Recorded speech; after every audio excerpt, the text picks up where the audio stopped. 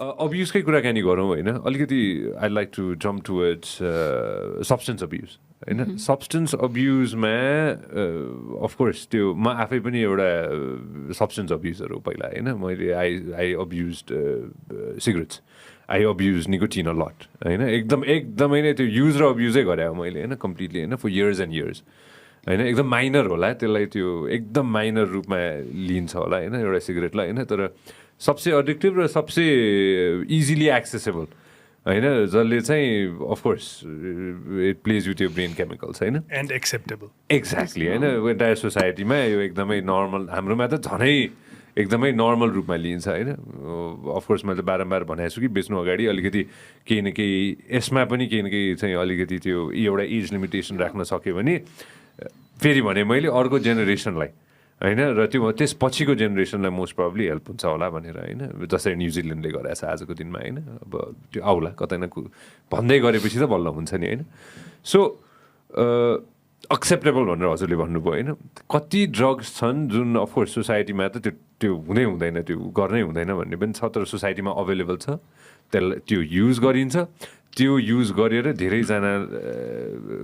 को मृत्यु पनि भएको छ होइन drug abuse, how big of a problem it is in our society, and how do you help people who are trying to get out of it? If you want to elaborate, this is a different podcast.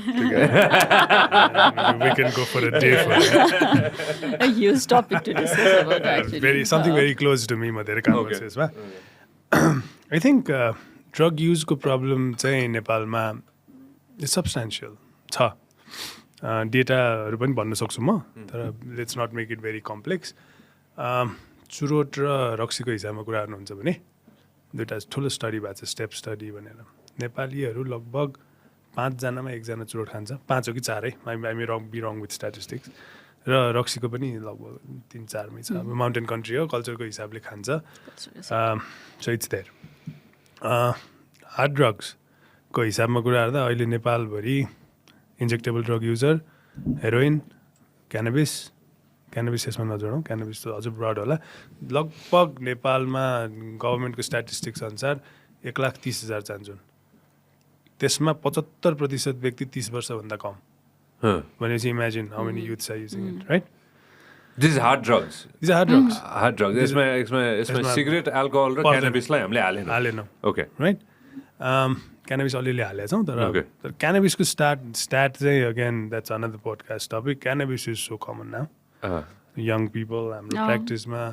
And with this discussion of legalization of cannabis, like you have a youth who comes to your clinic and discusses why cannot I take cannabis when it's legalized? कहिलेकाहीँ त उसले यस्तो valid point दिन्छ कि म गएर journal पढेर आएर भोलि फेरि कुरा गर्नु Exactly. म गएर एक रोल गरेँ क्या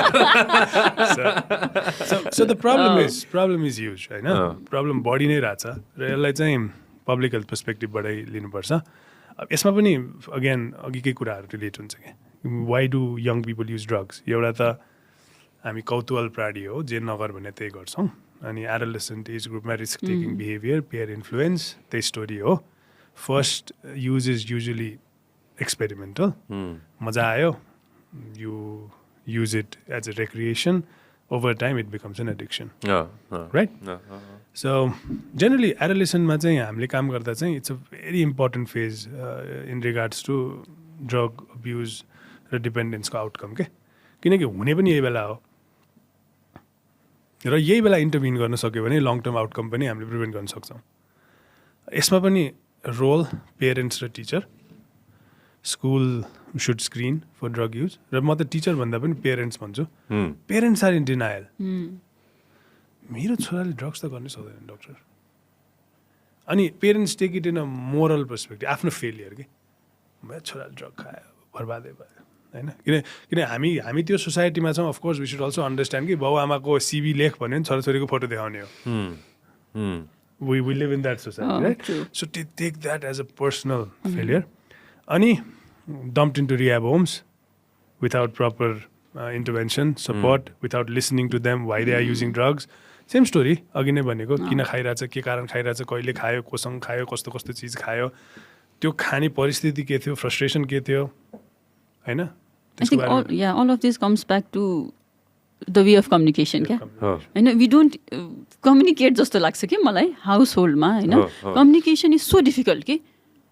हामी बसेर कुरा गर्छौँ त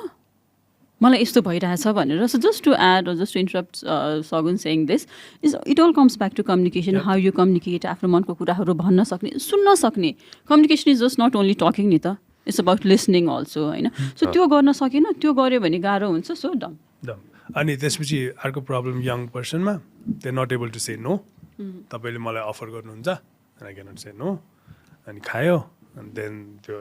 ड्रग्सको नेचरै यस्तो छ कि brain is so hard wired कि जुन चिज मन पऱ्यो त्यो चिज फेरि गरिन्छ अनि कमलो दिमाग हुन्छ मच्योर भए हुँदैन so it becomes addictive quite fast right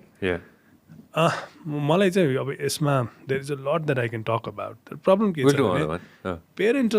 parental denial I think is the biggest problem parents don't pick up teachers don't pick up drug एडिक्सनको साइन्स यङ पर्सनमा झ्यापेर आउने हुँदैन क्या पढाइ बिग्रिन थाल्छ पेयर सर्कल चेन्ज हुन्छ बिहेभियर चेन्ज हुन्छ aggression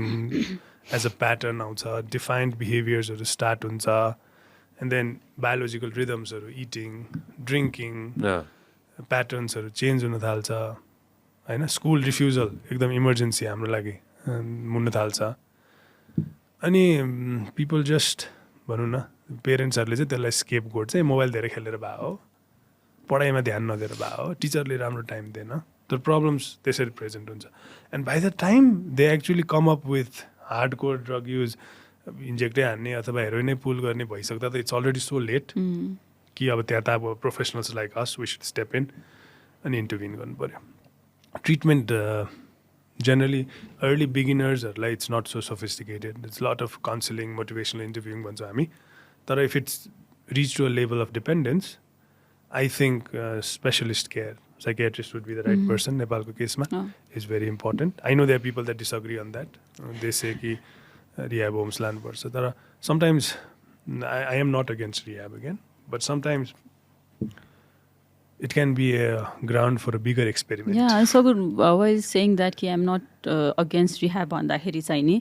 I think we can say we are against rehab अहिलेको सिचुएसनमा क्या किनभने कसले हेरिरहेछ त त्यो रिह्याब होम्सहरू कसको अन्डरमा आउँछ त्यसको त्यहाँको क्वालिटी कस्तो प्रोभाइड गरिरहेछ उनीहरूले सर्भिस कस्तो दिइरहेको छ होइन त्यो साइन्टिफिक छ कि छैन उनीहरूको ट्रिटमेन्ट मेथड त्यो त मोनिटर गर्ने कोही हुनु पऱ्यो नि त सो हाम्रो जस्तो कन्ट्रीमा यति धेरै रिह्याबहरू बुम भएको छ तर त्यो कुनै एउटा कमन अम्ब्रेलाको तल छैन क्या त्यहाँ गएर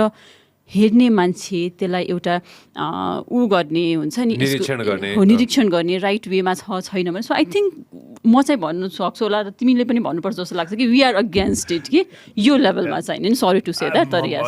अगेन्स्ट स्ट्रङ वर्ड फर किन म उनीहरूसँग काम गर्छु होइन I think I am a collaborator म हेल्प गर्छु I try to use my best capacity to make it as scientific as possible